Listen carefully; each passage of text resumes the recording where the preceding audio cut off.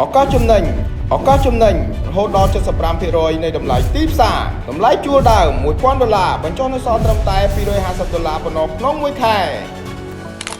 ជំរាបសួរពុកម៉ែបងប្អូនខ្ញុំបាទឈ្មោះហេងវឌ្ឍនាជាប្រធានក្រុមទីប្រឹក្សាផ្នែកលក់នៃក្រុមហ៊ុន United Capital of Asia ហៅកាត់ UCA ថ្ងៃនេះខ្ញុំសូមណែនាំទីតាំងឃ្លាំងជួលមួយកន្លែងដែលមានទីតាំងល្អតម្លៃពិសេសពីម្ចាស់គម្រោង